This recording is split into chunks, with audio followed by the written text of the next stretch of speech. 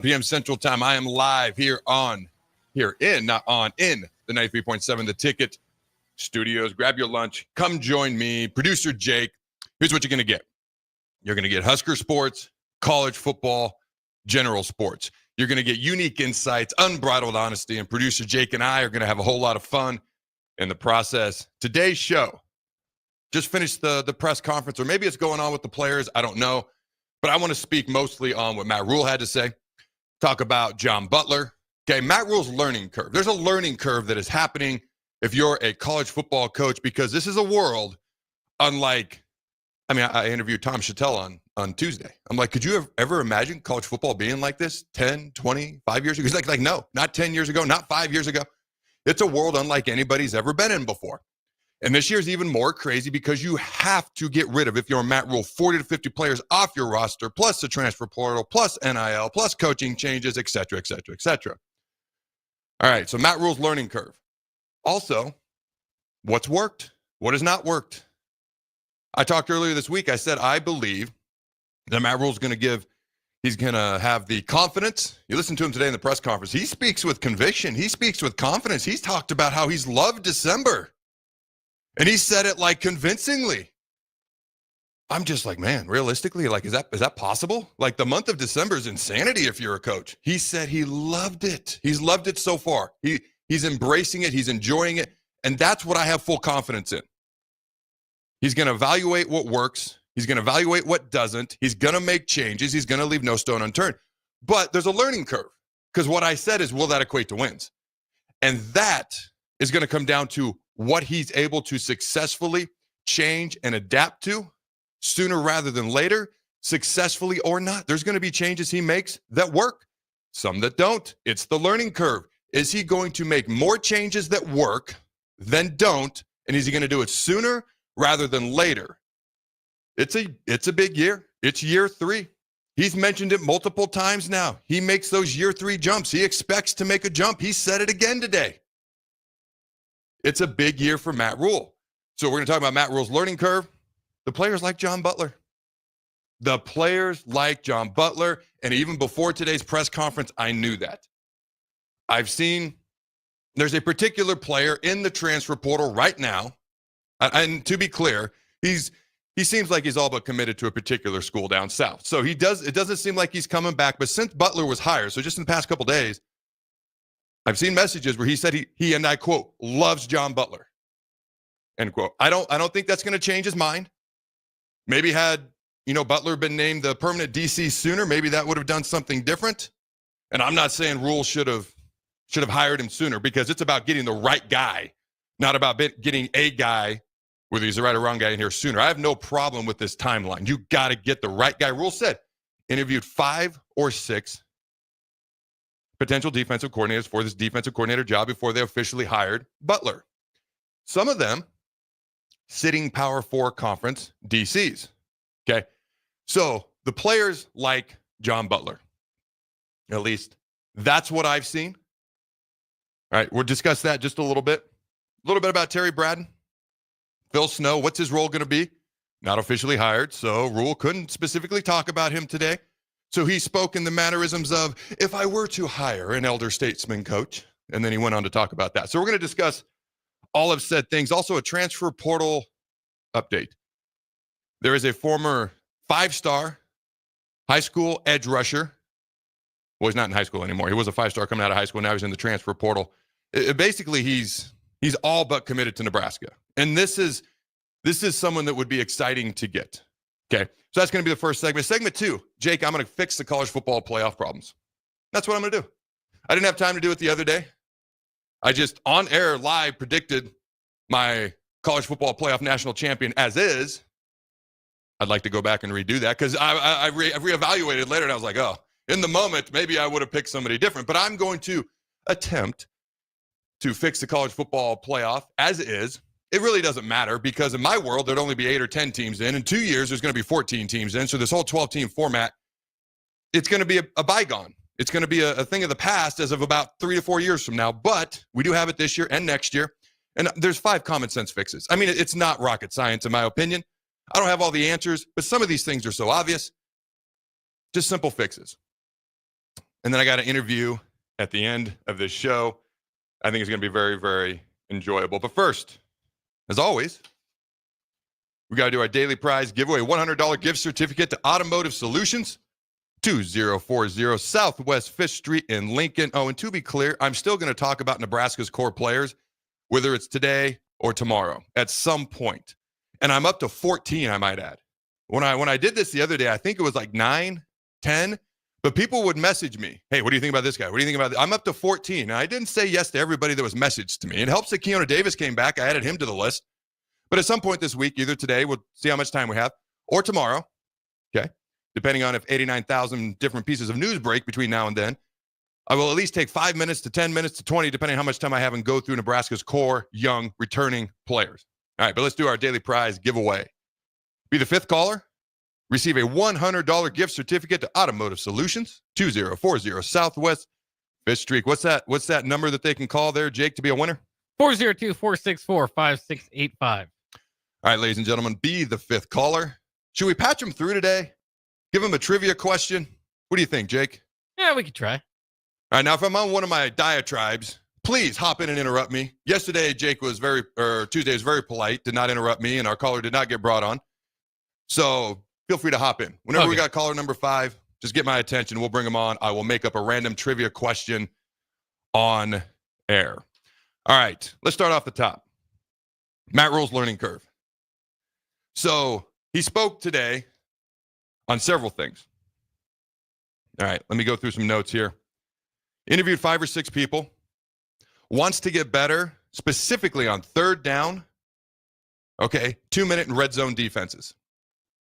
And he basically alluded to the fact, he said a couple of things they got to get specifically better at. One was tackling. Said he didn't feel like we ran as hard to the ball this year and didn't tackle as well. I would agree with both those sentiments. The defense still played well as an overall whole, way more often than not. But as far as things, when you compare them this year to last year, I would agree with that. We definitely did not tackle as well in space. I thought we tackled incredibly well in 2023, especially after 8 or 9 years of not doing so much, that to the degree we would have liked to. It was much, much better in 2023. This year was not like bad. It wasn't bad tackling like we had seen in the past at times. It just was not as good as a year ago. And the pursuit to the ball is not the same. And it's funny, pursuit to the ball, more hats to the ball, sometimes equates to better tackling. Tackling a guy with talent and wide open space one-on-one is hard. But all of a sudden, if you miss and you got 2 or 3 of your buddies coming, all of a sudden the tackling doesn't appear to be as bad because maybe he only gets 1 or 2 yards after you miss, or maybe you get him down. But getting as many hats to the ball as you can, relentless effort in gang tackling and being good at tackling go hand in hand. So does just getting a guy down one-on-one. But the other thing he talked about was he feels that, like, and he referenced Iowa specifically. Iowa's not a great passing team. They're a running team. Nebraska played well against them defensively. But he talked about, when you look at some of the teams across this league, at some point we're going to play Oregon. I know not next year, but you look at some of these other teams. Washington, they can sling the rock. At some point we're going to play them boys from Seattle. All right, you look at USC, you look at UCLA. They came in here not throwing the ball well, and they threw the ball all over the yard. They converted their first 7 third downs. One of them was a 53-yard run by the quarterback. The other 6 were all passes. 6 for 6, their first 6 third downs, throwing the ball. And then the 7th, somewhere in that mix, I forget the exact order, was a 53-yard run by the quarterback. And Rhule talked about, and you think back to some games, we beat Rutgers. We got lucky. There was a drop touchdown in the guy's hands in the second half. He just dropped it. Beat him 14-7. You think back to the second half of Illinois. There was some confusion. And I know John Butler was the DC. So I'm going to address that in a second. But more complex coverages, okay? So it's a little bit harder for the quarterback to see what's going on. I was truly surprised when UCLA's quarterback came in the way he did and had the success he did because he hadn't had that all year. That was surprising to me. Okay, so he wants more complex coverages and, dare I say, more coverages that they ran kind of in the NFL. And Phil Snow was the one that kind of brought it up to him. When Phil Snow was his D coordinator at Temple, they played really good defense. At Baylor, they had the number 1 defense in the Big 12 their last year there. At Carolina, everyone just assumes it went awful for Phil Snow there. Their offense was awful. Their team was bad. The defense, at one point, was number 1 in the NFL, and at the end of one of their seasons, finished number 2 in the NFL in total defense. So there's things they've done defensively that have worked in the past, and he wants to start incorporate more of that into the mix and into Nebraska's defense going forward. The learning curve is, Are you going to do too much? Because we did too much on offense last year, which is why Dana had to simplify. What are you going to take out? What are you going to put in? What's going to work? What's complex? What's just overload? What becomes less is more? What becomes more is more? What becomes the best? There's a learning curve. There's a learning curve with the transfer portal, with NIL, with roster management. Revenue sharing is coming in just a few months, ladies and gentlemen. Has Matt Rhule learned? He still wants to build through high school, but he's going to be more aggressive in the portal. He talked about there's colleges out there who've offered guys at Nebraska, and he's spoken with the head coaches, and they didn't even watch film of the guy. They got scouting departments doing that. By the way, that's how the NFL works, if you're wondering. College games more and more and more and more like NFL. Every single day. By the way, I can't wait to see what Bill Belichick does at North Carolina. I mean, that may be the greatest football coach in the history of the NFL. I say him or Vince Lombardi. And I know Tom Brady, topic for another day. We can dedicate an entire show in the offseason to that topic if you'd like. But is he going to be a good college football coach? Because it is different. The college game is more like the NFL than it's ever been, but they don't have guys who can go into free agency twice a year, every single year. It's insane. And Bill Belichick, I know from the pre-draft process and when I spent time with the Patriots in meetings with Belichick, he likes to have control. And he gave the president of North Carolina during their meeting the other day a 400-page, I don't know what you call it, but this is what I'd like, and it was 400 pages. Like, that's what he's used to. How's he going to relate to college kids and coming and going and not being able to control that? Nobody's a better football coach than Bill Belichick. But is he a good college football coach? I can't wait to see how that unfolds. But back to the topic at hand. Matt Rhule. He's going to do everything he can. Will he learn quickly enough, make changes effectively enough to get the appropriate amount of wins going forward? 5's not the goal. 6 ain't the goal. I talked to somebody the other day, and they're like, nope, 7 ain't the goal. If we're talking improvement, 7 would be okay next year. We've heard the word leap, or jump. I think it was jump. One of those words. I mean the same thing to me. Multiple times out of Matt Rhule's mouth now, already in December. Year 3, jump, leap, whatever the heck he said. They mean the same thing. So that's at least. What does jump mean to you? Does that mean 1 game, 2 games, 4 games? How many more games does he have to win to equal a jump and or leap in year 3, Jake? I would say 3. It's at least 2 in my mind. Yeah. At least. If I'm being honest, 3 is what I think of. But it's like a minimum of 2, knowing that we want Matt Rhule to work out here and him to be the guy. Ask the text line. Let me know. What's your definition of a year 3 jump? Is it leap or jump? Does it freaking matter? No. Okay. I'm going to say jump. What does a year 3 jump mean to you? It's not 1 game. Okay. Anybody, don't go to like 11 or 12 wins. That would be a gargantuan jump, which would be phenomenal. It can be done. Look at Indiana, etc. Not saying we're going to do it or we have to do it, but what's a leap or jump mean to you? To me, it's at least 2 games. And I think I'm actually with Jake 3. That's 9 wins right there, ladies and gentlemen. All right. John Butler. Players like John Butler. So I already referenced a guy who's in the portal. I'll give you a hint. He came in here and he was interviewed one day. That's the hint, okay? Live in the studio. That said he loves John Butler. There are players who've gone to Rhule and said, we'd love for Butler to be the next DC. And another thing I found interesting, there aren't many secondary guys in the portal. There's only 1 guy from Nebraska's secondary in the portal. I thought that was interesting. Does that mean something? Maybe. Does it? Maybe not. I think if he wasn't liked by his own position group, I think there'd be more than 1 guy in the portal. Now, Rhule did say they're going to hire a true secondaries coach. So John Butler will not be in charge specifically of the secondary going forward. Sometimes you see a coordinator in charge of the linebackers or the secondary or whatever the case may be. It's usually not guys that coach the D-line. Why is that? I feel like I should be offended at that, but I'm not really sure what it means. But it's typically guys that are coaching linebackers, secondary, but that's not going to be the case. We've got a couple of linebackers coaches now. He's going to hire a secondaries coach. He said they're interviewing guys the next couple of days. Players like John Butler. You look at last year, Was it a tough situation for John Butler to come in July, run a 3.35, learn the guys? And when you listen to Butler, he talked about, I mean, it's not like he hasn't coached in college. He coached for 20 years, but he's been in the NFL for 10 years. And sometimes you get used to things. You need to be reminded or just reintroduced to this world that is college freaking football, because it is nothing like it was 10 years ago. I will never forget playing that NCAA college football video game, and I've mentioned this on this show. 6'6", 295-pound guy, looks like Ivan Drago from Kennewick, Washington, wearing number 9, but I was supposed to pretend that guy wasn't me. And because it wasn't me, that's why I wasn't getting paid. And if I got paid, I was going to be in serious trouble. Now we got quarterbacks flipping schools for $10.5 million, reportedly. It's just, I'm not saying it's bad. I don't know that I'm the biggest fan of it, but it is the world that we live in. So whether we like it or not, it just is what it is. And Matt Rhule has clearly embraced it. He has the right attitude. He has a positive attitude. He clearly, whether he's actually enjoyed December or not, and the way he expressed it, man, I'll tell you what, I'll take him at his word. He is confident, and he has embraced what college football is. He said several times, whether we like it or not, over his press conferences throughout the past year or 2 years since he got here, it is what it is. So, all right, trying to think of anything else on John Butler.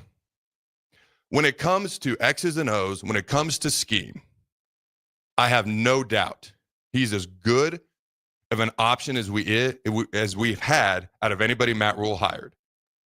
And he's had a year to get reacquainted with college kids and learn the new college football. Because he talked about, in the NFL, I played with guys like Leonard Little was like 35. Leroy Glover was 36. These are some anomalies. London Fletcher was 38.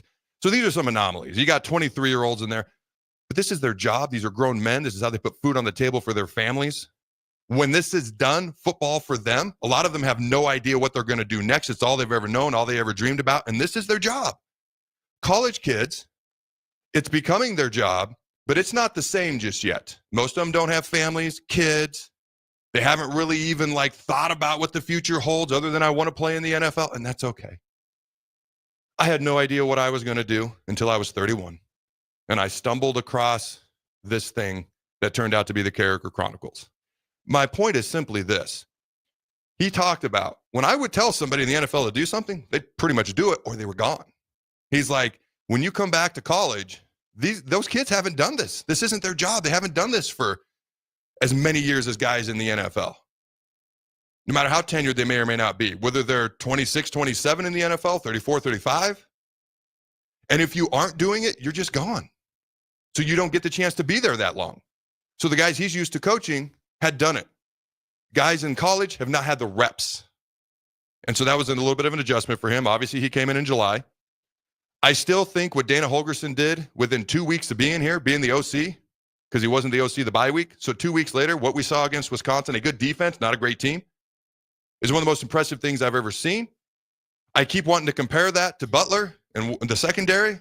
It's apples to oranges a little bit. It's still fruit to me. You can put it all in the same fruit basket if you want, or you can pull it out and say one's apples, one oranges, it's an orange, however you want to look at it. My point is this. I still wish the secondary would have played better. It does say something that people haven't entered the portal from the secondary. It does say something that players advocated for him, and players who are gone, I know for a fact, at least one of them that I've spoken to, loves him. So I can't help but wonder if he's good at X's and O's. He's kind of gotten reacquainted to college football. Had the number one pass defense in the NFL at Buffalo, which meant a lot to Matt Rhule because he thinks the pass, like red zone, third downs, it's defending the pass against the majority of the teams that are going to be like ranked teams. And if you're trying to get in the college football playoff, every single one of those teams is a top 30 quarterback in the country. Which means they can throw the ball. You got to be able to stop the opposing team's air raid or pass game, so to speak. I don't doubt John Butler's ability to game plan. I don't doubt his ability in X's and O's and scheming and things of that nature. The question is, how quickly can he adjust to the college game? He's had a year now. The 3-3-5 isn't where he's made his bread and butter, and I know it's more of a hybrid defense, but that's what a 3-3-5 is really just a hybrid defense. They just put the numbers 3-3-5 with it. How familiar is he with it now? How quickly can he adjust to the college game as far as the players, coaching them? He seems to have related to the players well. So for me, I can't help but wonder. Husker fans are passionate, and I love it. Husker fans have been, so many years of frustration, and it's led to, honestly, justifiable impatience. I'm not advocating for impatience. I advocate for patience. But if you feel a level of frustration, which creates a certain level of reasonable impatience, I get it, okay? But here's my thought. Like, I feel really good about Holgorsen as our OC. I feel really good about certain things with Matt Rhule, and other things I'm in wait-and-see mode. When it comes to John Butler, it's kind of similar, but I can't help but wonder. Terry Bradden, Phil Snow coming in, John Butler. Is this are they maybe sneaky better hires than we realize due to pent-up frustration over the years? I don't know. But the more I learn, and it has more to do with the players and how they feel about Butler, the better I feel about it. But I'm still like, all right, I want to see how this unfolds, how this progresses, things of that nature. You know, he's not a coach that's going to have to come in and learn all the players, learn a new system. He's also not a coach that's going to go like came from the outside and brought coaches or players with him. So he's going to have to recruit them from high school, from the transfer portal, things of that nature. All right, Phil Snow, he's not officially hired, but if Rhule were to bring in an outside older gentleman in that role, basically he's going to help him be in a like second in command type head coach when it comes to helping him run this gigantic business known as Nebraska football. And I think and I was like, man, is he going to be like helping Butler? And I'm sure he will, but I think he's more helping Rhule, because Rhule made it clear he trusts John Butler today. I was like, man, we got a defensive head coach. We got a defensive associate head coach in waiting, it seems. We have obviously, John Butler's the D coordinator. Is Butler going to be in charge? It seems like he is. Snow is here to help Rhule, who's in charge of this gigantic thing and entity and business known as Nebraska football. All right, quick transfer portal updates. Then we got to head to break real quick here. All right. Per Steve Wiltfong, Pete Nakos, Nationals type guys, they've logged predictions for Nebraska to land Missouri transfer edge Williams and Ware. This is something to be excited about. Like, I don't overreact to commits. I don't overreact to transfer portal guys. And I'm not saying he's going to come in and break the sack record. What I am saying is he's got a lot of potential and a high ceiling. This is something to be excited about. It seems like it's going to happen, especially when he has a do not contact tag on his transfer portal status this morning. I thought this was interesting. You ever thought about this? You can't transfer to and from Army unless you're just going to leave Army. And I don't even know how that works. Is there a certain level of punishment with that? Here's my point. Army, the ACC champs, first ever conference championship in history, I might add, went 11-1 with no transfers on the roster, no NIL, and no transfer portal. Did you know, Jake, that Cam Rising has been in college football? He came out in the same recruiting class as Trevor Lawrence. Think about that. Not surprising. It's been there forever. Since 2017. He's going to be like a 91-year senior this upcoming year. All right, just a quick update. Nebraska has had 21 players enter the transfer portal. We have had 2 return. Haven't brought in anyone officially at this moment that I'm aware of just yet. And Nebraska will be hosting Kevin McAllister's long-lost brother, Jack McAllister. He's a punter, averaged 44 yards on 36 punts a season ago. They will be hosting a punter. And some of the top NIL collectives. Now, Rhule has mentioned that 1890's doubled down, and they've given him an opportunity to be in a lot of these conversations they couldn't be in before because of what 1890 is offering. Some of the top collectives in the Big Ten: Ohio State, $20.2 million, Michigan, $16.3 million, Penn State, $13.7 million, Indiana, $13.6 million. And Oregon's down at number 6, actually a little bit lower than I thought. All right. And I think that's everything I've got, ladies and gentlemen. Don't go anywhere. When we come back, I'm going to attempt to fix the 12-team college football playoff and let you know who I believe that national champion would be and why Oregon's path to the playoff to the championship game just makes no freaking sense. Don't go anywhere. We'll be right back. The McKinney's Irish Pub in the Haymarket is your place for English Premier League soccer. On Saturday, Arsenal plays Everton at 9 a.m., followed by Nottingham Forest facing off against Aston Villa at 11:30 a.m. On Sunday, Man City plays Man United at 10:30 a.m., and then to cap off the Sunday action, Chelsea will play Brentford at 1 p.m. You can catch all these matches and more at the McKinney's Irish Pub, your headquarters in Lincoln for English Premier League soccer at 8 p.m.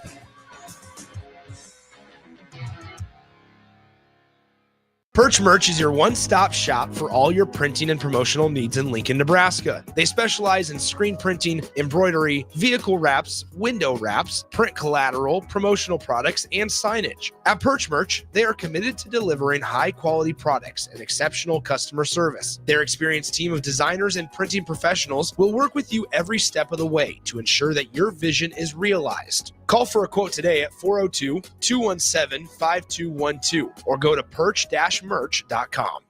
Join us for Old School this Friday, December 13th at Salt Mine City, Lincoln's newest brewery at 8th and R in the Haymarket. Enjoy their great beer selection as you pregame for the Nebraska-Indiana men's basketball game at Pinnacle Bank Arena at 7 o'clock. That's Old School this Friday at Salt Mine City at 8th and R.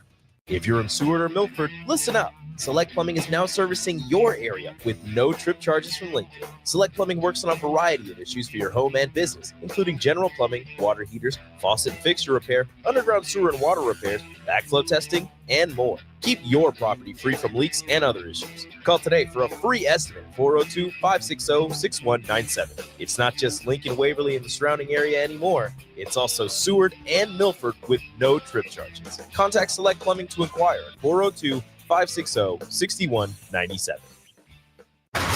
Tanner's Bar and Grill is the best place in Lincoln for a casual get-together, best place to watch a game, and the best for pre- and post-game. Catch college and NFL football as well as the volleyball action this season at Tanner's Bar and Grill at 30th and Yankee Hill. What's better than wings, cold beer, and a Husker win? Enjoy great food and drink specials every day and tons of TVs to catch all the action. Tanner's Bar and Grill, 30th and Yankee Hill.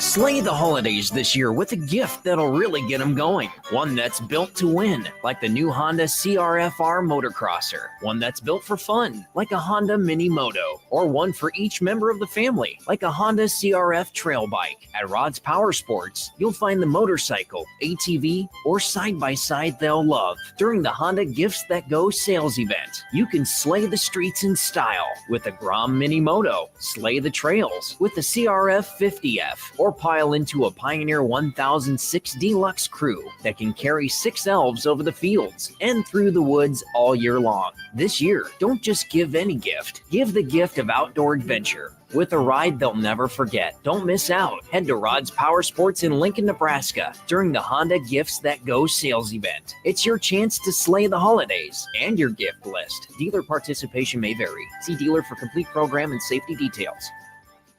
Hey guys, it's Nick. You know how much I love beer, and this game day, show your Husker pride with Deer-owned Nebraska Brew, the official beer of the Nebraska Alumni Association. Brewed by Nebraska fans, for Nebraska fans, Deer-owned Nebraska Brew is your go-to for every kickoff, touchdown, and celebration. Whether it's tailgating, watching the game at home, or gathering with friends, this beer is there to bring that perfect game day refreshment. Deer-owned Nebraska Brew embodies the spirit of Nebraska with every sip.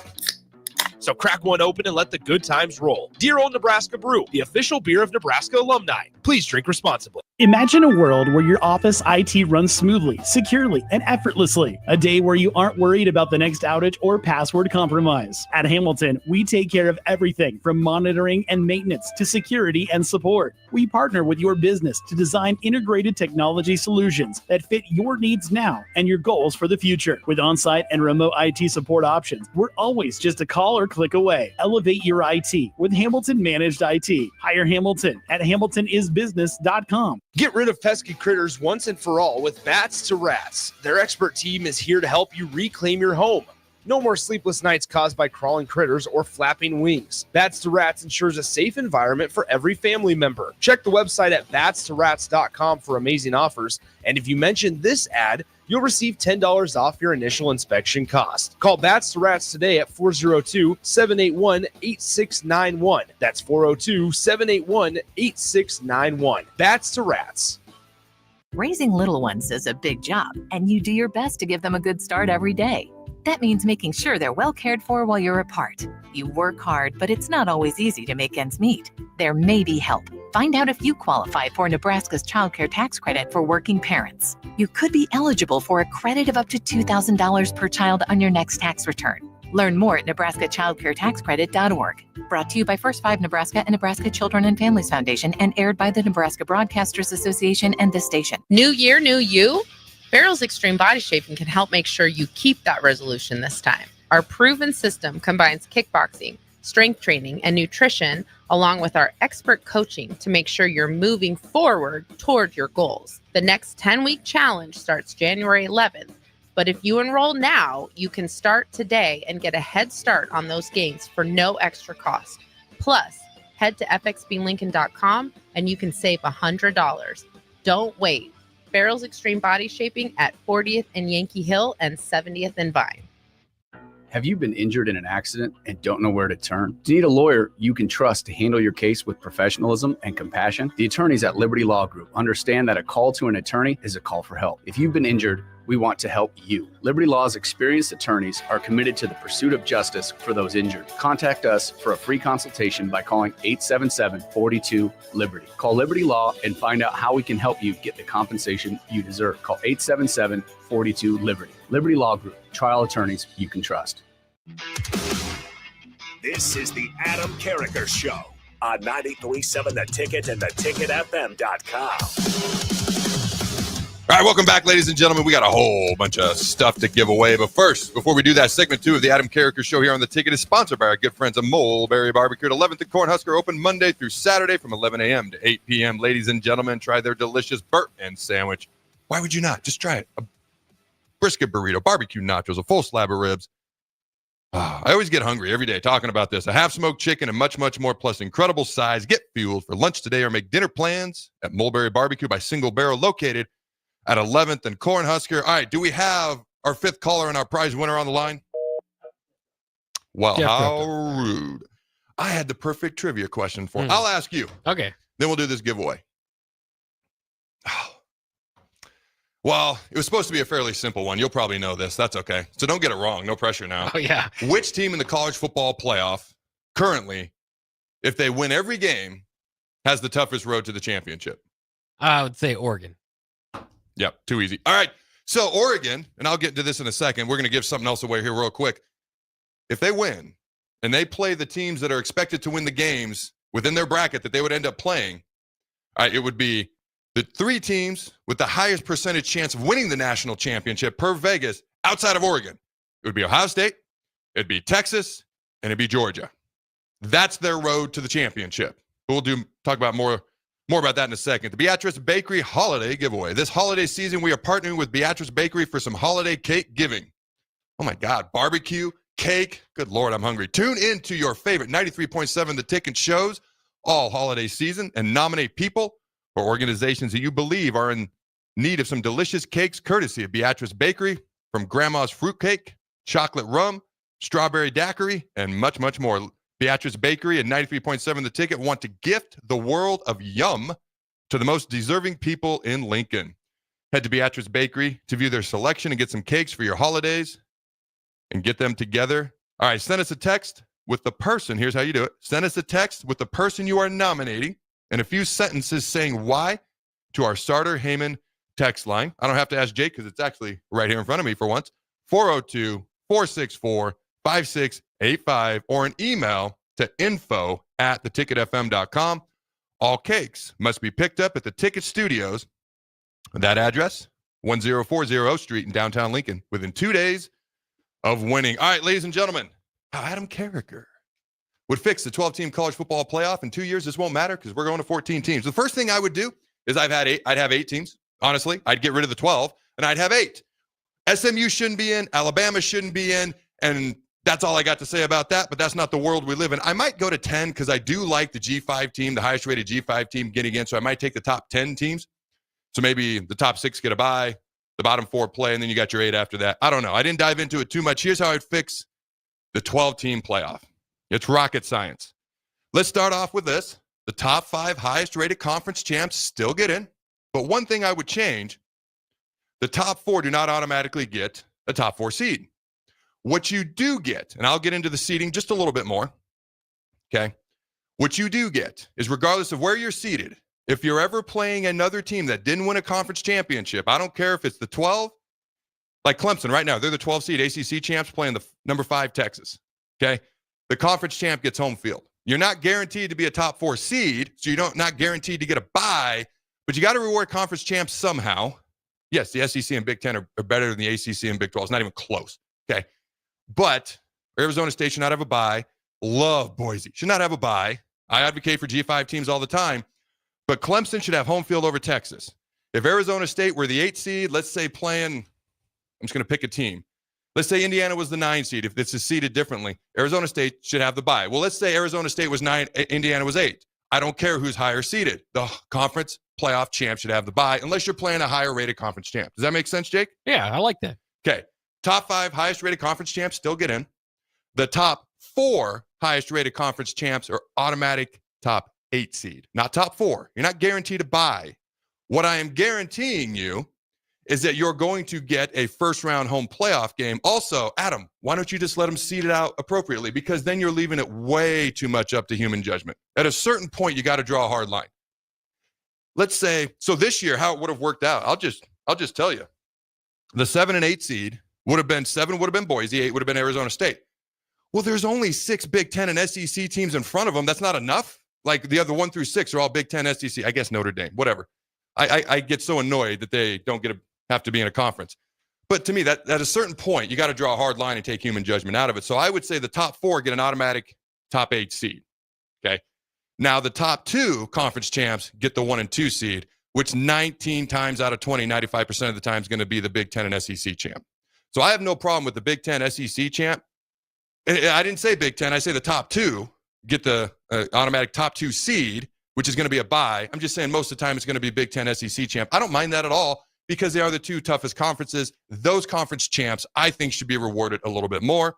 The ACC Big 12 champ, top-rated G5 team, okay, are probably going to be in the top 8. And that floater 5th conference champ, wherever you're at, if you're playing a non-conference champ, you get home field advantage. So top 5 conference champs get in. Top 4 have to be seeded in the top 8. The top 2 highest rated conference champ get the top 2 seeds. Does that make sense so far? Yeah, I'm following along. All right. Let's see what else we got here. Oh, after the first round, we're going to do this crazy thing where we reseed.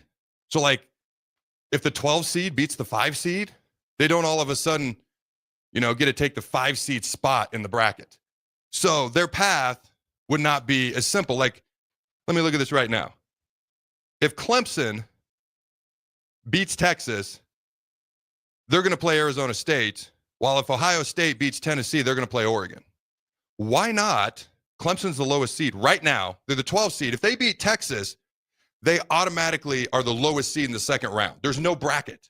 So then they would play Oregon, and Ohio State would probably, it depends on who wins all these games, but they could end up playing a team like Notre Dame or something like that. Does that kind of make sense, though? We're going to reseed, just like the NFL. Yeah, I like that. You think that would make it very incredibly difficult for the 12th seed to make a run, but that should be. I mean, they're the 12th seed. Your reward for being the 12th seed is you get the most difficult path to the championship. If you're Oregon, instead of having the most difficult path to the championship, I literally just pounded the table on Oregon's behalf. Like, it's not ass of 7, ass of 8, it's ass of 9 that they could have the most difficult chance to the path to the college football playoff, and they are the only undefeated team in America. They're the only conference champ that has less than 2 losses outside of Army, which is not in this. We discussed that earlier. Sorry, AAC. They had a great season. Could have played better against Notre Dame, helped their cause. The last thing, so the first round of the playoffs, 5 through 12. 5 plays 12, 6, 11, 7, 10, 8, 9. Those are at college sites, home games, college campuses. The second round, I get it. It's New Year's Day. You got the Rose Bowl. You got the Sugar Bowl. Fine. Neutral sites. Totally cool. I get it. At a certain point, college fans are going to get sick of traveling. Like if you're Georgia, SEC title game, then you got to go to the Sugar Bowl. Then I think the next round they could play in is the Peach Bowl. And then the national championship, all this traveling. Good Lord. So the first round is college campuses. Second round, fine. Keep them New Year's Day bowl games. Cool. That third round, though, should not be more New Year's 6 bowl games. It should be back on college campuses. So now if I'm Oregon, I will never host a college football playoff game this year. Because no matter what I do, I'm playing at neutral sites. Their first game is going to be at the Rose Bowl. Then if they win, it's another New Year's 6 bowl game, then a neutral site national championship game. As the number 1 seed, I've got the hardest path, no home playoff games. So now Oregon is in the Rose Bowl no matter what, no matter who they play. Let's say they win, that next round is back in Eugene, and they're hosting that third round. And then if they get to the national title, that's another neutral site game, much like the Super Bowl and the normal national championship is. So Number one, go through this quickly, then I'll tell you how it would unfold. All 5 conference champs get in. That's number one. Number two, the top 4 highest rated conference champs have to be seated in the top 8 somewhere. I don't care where that is. Okay, and the top 2 highest rated conference champs, probably the Big Ten and SEC, get automatically the 1 and 2 seeds. So they're going to get buys. All right, we're going to reseed after each round based on who wins and who loses, so that the highest seed has the easiest path to the championship, the lowest seed and the next round has the most difficult, the way it should be. And the third round after the New Year's 6 bowl games, that following round, the final 2 games, the final 4 teams will be back on college campuses, like the AFC championship game, the NFC championship game. So here's how it would have looked this year. The top 4 seeds, the Big Ten champ, number 1, Oregon. Number 2, the SEC champ, Georgia. Number 3 is Texas, not Arizona State, not Boise, not Clemson. Number 4 is Penn State. Those 4 teams, based off the rankings as they are, because the other thing you do is you bump really good teams down the seeding. So when you move Arizona State and you move Boise up ahead of Ohio State, you bump them down the seeding, which is another reason that Oregon has such a tough path. All right, so these are the 4 teams, Jake. What do you think of this? Oregon, Georgia, Texas, Penn State, get the top 4 seeds. What are your thoughts on those with the first round, buys going to those teams? That sounds a lot more organized than this year's playoff. All right, number 5 is Notre Dame, 6 Ohio States. So the next 2 highest rated conference champs have not been named yet, so they have to be in the top 8. So the 7th seed is Boise, 8 is Arizona State. Then you got Tennessee, Indiana, SMU, Clemson. So the first round would look like this. Notre Dame playing Clemson, but because Notre Dame joined a freaking conference, Notre Dame is not a conference champ, Clemson is, they're playing in South Carolina at Clemson. I'm going to stick it to Notre Dame one way or the other. You're going to have a hard time getting Notre Dame's AD to sign this. I don't give a crap. All right, I'm in control. I'm the college football commissioner. All right, join a conference. All right, Ohio State. The 6th seed is going to host SMU. I will admit, Bama versus Ohio versus Penn State, the way it is now, or Bama versus Ohio State's a better matchup, but Bama should still not be in. Boise State, the 7th seed, hosts Indiana. That could be a fun matchup. And Arizona State, the 8th seed, hosts Tennessee. What do you think of those first round matchups, Jake? I like it. Like I said, it seems a lot more fair, which I know is what you're going for. That is what I'm trying to go for. So I have, and who knows who wins these games, but I'm going to go with Notre Dame over Clemson, Ohio State over SMU, Indiana over Boise, Arizona State upsetting Tennessee, because Tennessee really struggles on offense. This game will never be played, so I don't know if I'm right or wrong. All right, so here we go. So the next round, Oregon's going to play the lowest remaining seed. Georgia's the 2nd lowest remaining seed. Texas plays the 2nd highest seed. Penn State, because they're the 4th seed, plays the highest remaining seed. So the next round, New Year's Day, Oregon versus Indiana, because I have Indiana beating Boise. Georgia versus Arizona State, SEC champ, Big 12 champ. Texas versus Ohio State. Ooh, that'd be fun. Penn State versus Notre Dame. Man, those matchups are fun. All right. What are your thoughts so far, Jake? And if you don't like something, tell me, dude. No, I like it. Again, I do have a grievance with this year's playoff. I think that the path for Oregon is ridiculous, and this is clearing some stuff up. All right, man. And it all depends on who wins. But I project Oregon to beat Indiana, Georgia to beat Arizona State. I have Ohio State upsetting Texas and Notre Dame beating Penn State. I've given them so much crap for beating Northern Illinois, and I got them into the Final Four here. I just don't believe in Penn State's offense. All right. I know they scored a ton versus Oregon, but that's like the only time they've done it in 2 years. All right. So your Final Four matchups, it is Ohio State in Eugene at Oregon on a college campus. Oregon gets to play a home game as the number 1 seed in this scenario. What a concept. Notre Dame at Georgia. How fun would that be? Are you kidding me? All right. I have Ohio State, just like I did the other day, beating Oregon. Again, I think Oregon's the best team, the most well-rounded team. I just don't think anybody's going to be undefeated. They're going to – I just think the ball bounce is funny. Anybody can beat anybody. I think Ohio State's the most motivated team. They showed what they could do 2 years ago when they lost to Michigan, almost beat Georgia, really should have. They would have curb stomped TCU for the national title. And I'd be happy if Oregon wins this too. But I got Ohio State upsetting Oregon, Georgia beating Notre Dame, Ohio State, Georgia in the national championship. And I actually have Ohio State winning. I think Georgia's way too unpredictable, and their backup quarterback played well, but I do think that's a difference maker. All right, any final thoughts before we head to break? No. Like I was just saying, it's just that sounds fair. They need to do something, and I bet they will. This is like when they were tweaking the BCS every year. Is there anything in there that as I was explaining it, I tried to go quickly because we're behind. I want to get to our guest after this break. Is there anything you're like, I didn't like that, I would change that? Like the top 4 conference champs have to be a top 8 seed, or the top 2 conference champs have to be a top 2 seed. Do you like, because some people just want to seed based on ranking, and then I think you leave it way too much up to people's opinions. I tried to mix people's opinions with some hard lines, but what are your thoughts? Yeah, no, I love the fact that conference champions still get, you're still playing for that. You're still getting a benefit from that. Like I said, I think the only problem is Notre Dame might not like how much favor you put in the conference champions. But yeah. So if I'm Notre Dame, they got the perfect world right now. You know why? They get a bye week every conference championship weekend right now. They're never going to get a bye week in the playoff, but who cares? It's easier to get in the playoff if you don't play in a conference championship game. You got one less tough game, so you're probably going to get a home game. That, like, they have built in a bye, and they built in almost a certain home game every year by not having to play in a conference championship game. Not that extra tough game, extra potential tough loss. It's brilliant, and I hate it. All right, ladies and gentlemen, don't go anywhere. We'll be right back. Our annual Teddy Bear Toss Night is coming Friday, December 13th, as the Stars host the Tri-City Storm at 7:05 at the Icebox. Wear your favorite ugly sweater to the game and then bid on the Specialty Stars game-worn ugly sweater jerseys after the game. Secure your seats for our last home game before Christmas now on December 13th by heading to LincolnStars.com. Be sure to check out the top-selling Recomp. Recomp helps build lean muscle and strength while decreasing body fat. Recomp is ideal for men and women of all ages trying to look their best. Recomp can only be found in Nutrition Authority. For info, visit mynutritionauthority.com. Hi, everyone. Kendall Warnock with A1 Automotive in downtown Lincoln. If you're looking for an automotive repair facility you can genuinely trust, we would be grateful for the opportunity to earn your business repairing your vehicle. We have ASE master technicians and qualified to work on a variety of vehicles from Hondas to Porsches, Jaguars to Toyotas, and Chevrolets to Fords. We pride ourselves on customer service and relationships, and we would be grateful for the opportunity to serve you. Give us a call at 402-477-4660. A1 Automotive.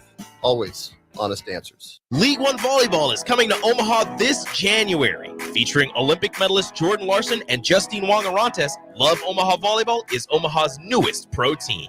The inaugural season will showcase some of the world's best volleyball players, from medalists to NCAA champions and international superstars, with the action kicking off on January 24th at the Liberty First Credit Union Arena. Visit lovb.com for more information and to purchase tickets. Volleyball is the next major league. Slay the holidays this year with a gift that'll really get them going. One that's built to win, like the new Honda CRF-R motocrosser. One that's built for fun, like a Honda Mini Moto. Or one for each member of the family, like a Honda CRF trail bike. At Rod's Power Sports, you'll find the motorcycle, ATV, or side-by-side they'll love. During the Honda Gifts That Go sales event, you can slay the streets in style with a Grom Mini Moto, slay the trails with the CRF 50F, or pile into a Pioneer 1006 Deluxe Crew that can carry 6 elves over the fields and through the woods all year long. This year, don't just give any gift. Give the gift of outdoor adventure with a ride they'll never forget. Don't miss out. Head to Rod's Power Sports in Lincoln, Nebraska during the Honda Gifts That Go sales event. It's your chance to slay the holidays and your gift list. Dealer participation may vary. See dealer for complete program and safety details. Nebraska's Christmas Light Show is back and bigger than ever. The Magical Lights of Lincoln Christmas Show runs from Black Friday through New Year's Eve at Sandhills Global Event Center. Bring the family for a show they'll never forget, featuring over 1.5 million lights. Cost is $25 per vehicle from Monday through Thursday, $30 on Friday and Saturday, and also $30 on Christmas Eve and Day. Purchase your tickets online today at ChristmasLightsInLincoln.com and get ready to experience a drive-through light show like you've never seen before. Get rid of pesky critters once and for all with Bats to Rats. Their expert team is here to help you reclaim your home. No more sleepless nights caused by crawling critters or flapping wings. Bats to Rats ensures a safe environment for every family member. Check the website at batstorats.com for amazing offers. And if you mention this ad, you'll receive $10 off your initial inspection cost. Call Bats to Rats today at 402-781-8691. That's 402-781-8691. Bats to Rats. The Huskers are headed to the Pinstripe Bowl. Cheer on the Huskers in New York City on the official Husker Pinstripe Bowl tour offered by the Nebraska Alumni Association. Your bowl package includes a 2-night hotel stay, round-trip transportation on game day, pregame events, and more.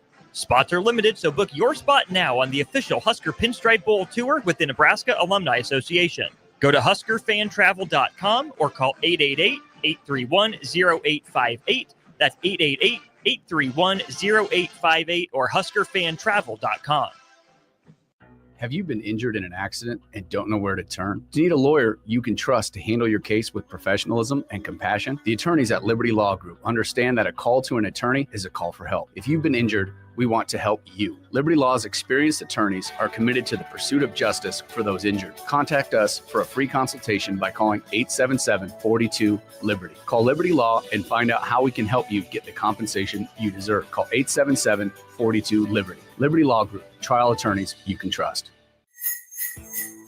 Dreaming of a green Christmas this year? Make it a reality with Acres. We're offering 0% for 60 months financing on most new John Deere compact tractors, Gator UTVs, and mowers. From moving snow to landscaping the perfect yard, John Deere equipment turns chores into child's play. Visit your local Acres store to start shopping today. Act now. These incentives expire December 31st, 2024. Financing requirements of approved credit with John Deere Financial. Some restrictions may apply. Ever wish you had another light switch on the other side of the room on a dark night? How much better would you sleep at night if you had a ceiling fan in your room? The High Electric Service Department is here to make your electrical what-ifs a reality. Whether you're looking to replace some outdated light fixtures or brighten up your counters with under-cabinet lighting, High Electric can handle all types of residential electrical installations and services. Give Erica a call at 402-466-6606 or visit high-electric.com to get started. Hi, Sean Callahan here for Koppel Chevrolet GMC, and the holiday sales event is now underway with unbelievably low interest rates and huge discounts on both our new and pre-owned inventory. Right now, we're offering 0% interest rates or $13,000 off select new models. These are the absolute biggest discounts of the year. You heard right, 0% interest rates or $13,000 off select new models. So please stop on in or check us out online at KoppelCars.com. All deals with approved credit, must trade, and Costco. This is Lincoln's home for sports talk on the FM dial. Also online at theticketfm.com. On the internet. KNTK FM Firth, 93.7 The Ticket. This is the Adam Carriker Show on 93.7 The Ticket and theticketfm.com. Boom. Welcome back, ladies and gentlemen, to the Adam Carriker Show. We're going a little bit over time, so we got to go real quick. I will get to Nebraska's young core players that are coming back, 14 of them, on tomorrow's show. Also, I have been bombarded with texts, and people think I should pick Oregon over Ohio State. Jake just can't imagine Ryan Day winning the national championship, but because that rematch is in Eugene and Oregon now, in my format, does not have to go through Ohio State, Georgia, Texas, because they're the number one seed. They've earned the right to have a home playoff game and a reasonable road to the championship. So I am flipping my pick to Oregon for the national championship. I kind of forgot about the home field advantage thing in that game. But let's bring on, I'm a man of the people. Also, let's bring on our special guest at this time. He's Creighton Volleyball's associate head coach, recruiting coordinator. All right, Mr. Brian Rosen. How you doing, my friend? I'm doing great. How are you? Hey, I appreciate you taking the time to join me. So you have Texas coming up in the NCAA tournament. All right, you're the 2 seed. They're the 3 seed. Talk to me about playing a team like Texas. Obviously, Creighton's played a bunch of great volleyball teams over the years, but the defending national champions. Talk to me about the preparation, getting ready to play the Longhorns. Yeah, I think our team really enjoys, playing against the teams with the big pedigrees, whether it's, going to Nebraska or going to Louisville. And now it's just another opportunity to play a top-level team on a neutral site. And so I know our fans will support us from afar. We'll have a good parent group out here. But I just think it's awesome for us to compare ourselves with the best. We feel like we have an incredible roster this season and so much senior leadership that we feel like we can beat anybody in the country. And I think we've been able to prove that for the most part this season.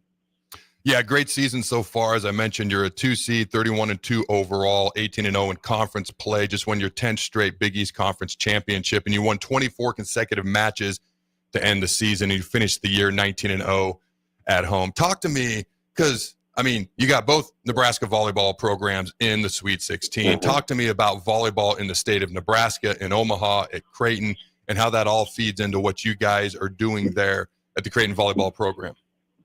Absolutely. It's incredible. So, I'm born and raised in Florida, and I'd never left the Southeast before. And, I'd always heard about volleyball in Nebraska and knew that it was a pretty special place, but being able to experience it both at Creighton and at Nebraska, and even at the D2 level, the NAIA level, the high school and prep level. I have a daughter that plays U12 volleyball even. It's just absolutely incredible the support that volleyball gets in the state. We have news here, like all the way at Penn State, here to support us. Obviously, you guys having us on. There are not many states that do what this state does, and it's really special. And I know it's huge for us in the recruiting for all the programs in the state to be able to bring in players from all over who want to be a part of this special community of people that support volleyball and want to come out to all of our matches and sell us out. Yeah, at one point this year, and I don't have those stats in front of me, but there was 5 different collegiate volleyball teams, maybe 6, but there was at least 5 throughout the state of Nebraska. Where it was you guys, it was the Huskers, and then you had NAIA Division II that were in the top 20, and 4 of them at the time were in the top 10. All right, so Nebraska truly is a volleyball state. So talk to me a little bit about Creighton volleyball, Nebraska volleyball. Obviously, there's a bit of an in-state rivalry there. Talk to me about that rivalry, what that means to you guys, and when you get to play Nebraska every year.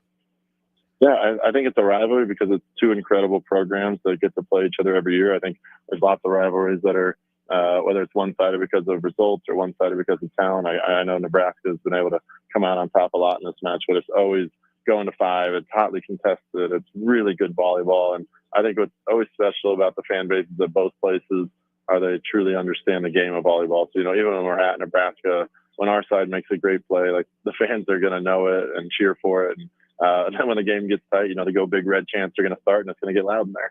And the same in our place. They're just such knowledgeable fans, and they appreciate good volleyball. And it's really special for us as a program. And we'd love to get to the Final Four and see Nebraska on the other side. It'd be such a cool thing for our state and for volleyball. So Creighton volleyball's been to 3 Sweet 16s. All right, in the past, 9 years, the Elite 8. All right, as of 2016, you mentioned you want to get to the Final Four this year, but what do you feel has helped you be successful up to this point, and what do you feel you have to do in order to get to that Final Four?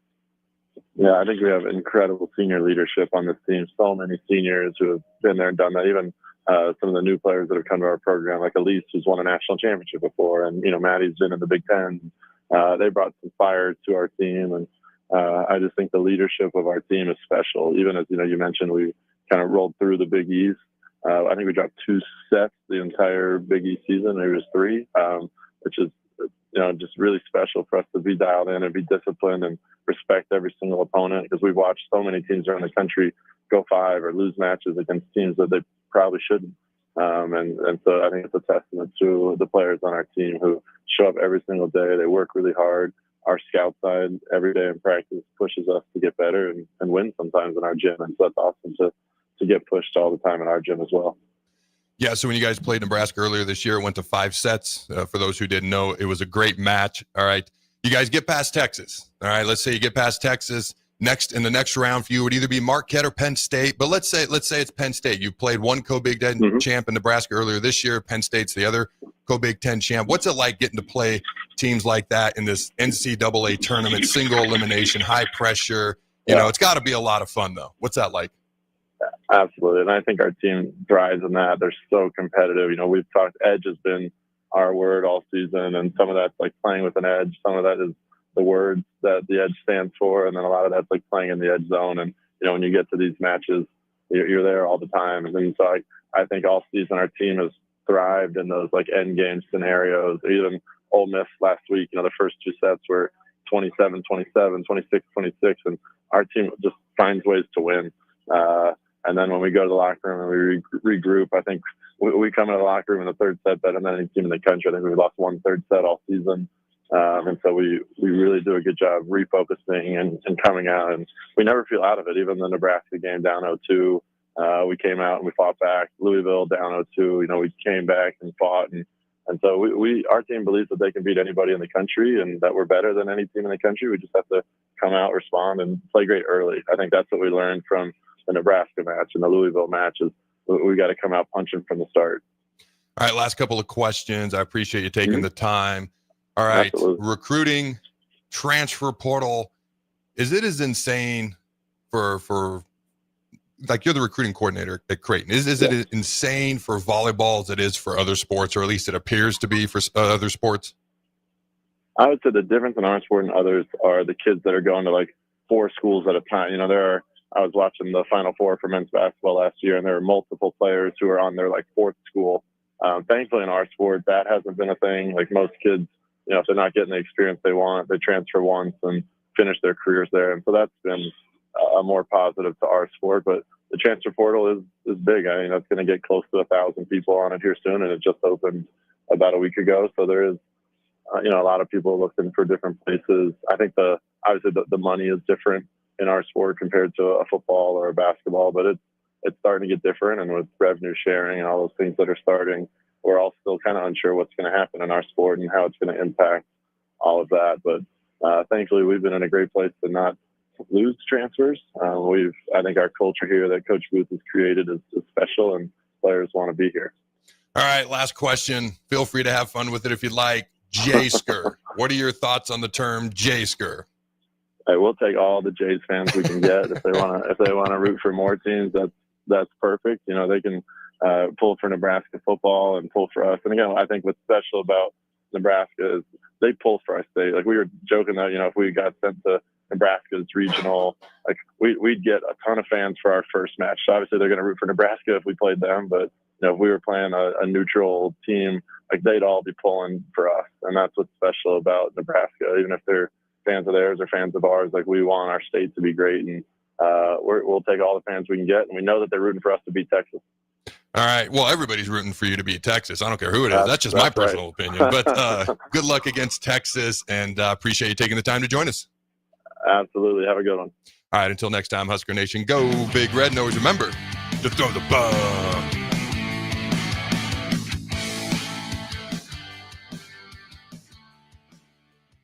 If you're sick of catering from the same places every month, it's time to switch things up.